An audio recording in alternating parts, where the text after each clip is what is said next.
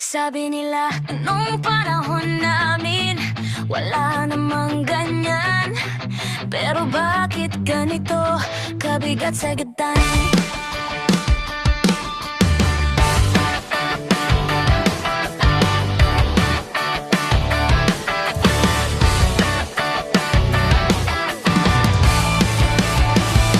Gigising sa umaga, pagod pa rin ang isip.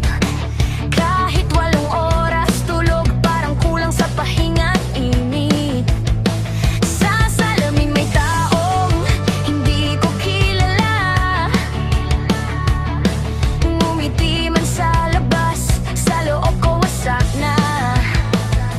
Sabi nila, cellphone mo lang yan, sa kaka-computer mo kaya kaganyan. Pero hindi nila alam ang tahimik na laban na kabayang walang dahilan. Binan sumusuntok sa tiyan, anxiety sa gabi, hindi makatulog. ADHD, isip ko'y sabog, trauma na dala ko mula pagkabata. Mga salitang tumatak parang kutsilong nakabaon pa. Hindi to arte, hindi drama, hindi to kahinaan ng isang henerasyon. Kung sana lang marinig nyo ang sigaw sa likod ng katahimikan. Depression na totoo, hindi gawa-gawa. Di sapat ang magdasal ka kung lunod ka na. O naniniwala ako pero may hanggan. Yung tadala lang kung ikaw ay sugatan. Hindi masama humingi ng tulong, hindi kulang sa paniniwala kung kailangan ng doktor. Kung gabi-gabi mong iniisip ang wakas, hindi ka makasalanan, nahihirapan ka lang.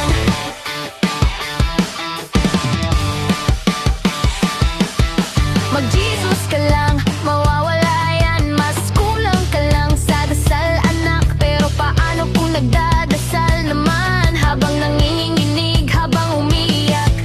Hindi nila alam ang bigat ng ulo, na parang may ulap na ayaw umalis. Hindi nila ramdam ang puso mong pagod, na kahit anong pilit ayaw na tumibok sa sakit.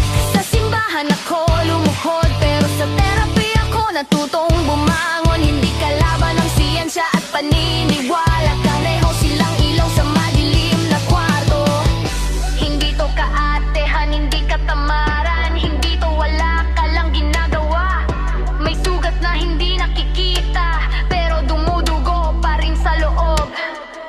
Depression na totoo, hindi gawa-gawa. Anxiety ay unos na walang babala. ADHD, trauma, hindi iimbento. Hindi kami mahina, nahihirapan lang kami ngayon. Hindi sapat ang sabihin pagpagkatakat. Kung gabi-gabi mong iniisip ang wakas, kung pagod ka na at gusto mo nang sumuko, pakinggan mo, may halaga ka pa rin dito. Sa mga kabataang tahimik na lumalaban, nang umingiti kahit wasak ang pakiramdam.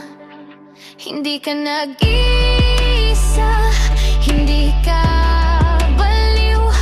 Ang sakit mo ay totoo at may lunas din.